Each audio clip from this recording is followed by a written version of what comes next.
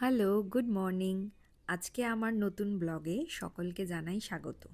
আশা করি সকলে খুব ভালো আছো। আমরাও বেশ ভালো আছি। আবার একটা নতুন ভিডিও নিয়ে তোমাদের কাছে চলে এসেছি।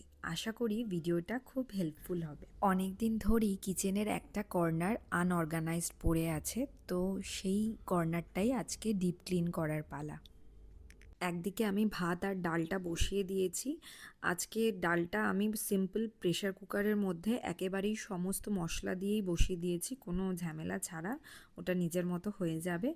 আর তারপর আমি এসেছি এই এই জায়গাটা ক্লিন করতে। যখনই কিছু বাজার করে আনা হয় বা হাফ ইউজ হয়েছে বা কোনো খালি কন্টেনার চোখের সামনে যেগুলো দেখতে পাওয়া যায় ওগুলো এখানেই ঢুকিয়ে দেওয়া হয়। তো আস্তে আস্তে ডাম্প হতে হতে জিনিসটা এমন পর্যায়ে গেছে, তো এটাকে আর কোনোভাবেই নেগলেক্ট করা যাচ্ছে না।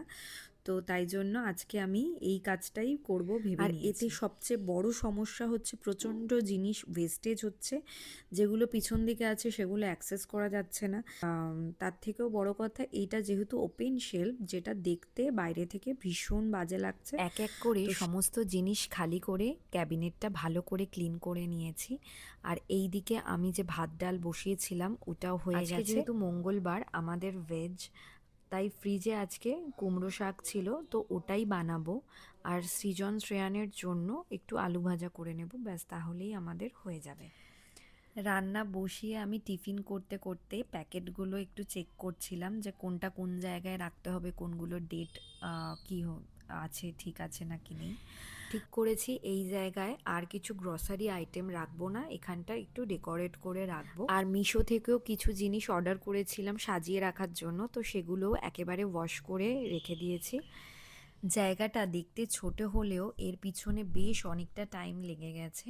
আর তাছাড়াও এইসব কাজের ফাঁকে আমি যেতে হয়েছিল যে রুমের মেকওভারের জন্য কালার কিনতে, তো সেই জন্য আরও কিছুটা টাইম গেছে। এসে স্নান সেরে লাঞ্চ করে নিয়েছি।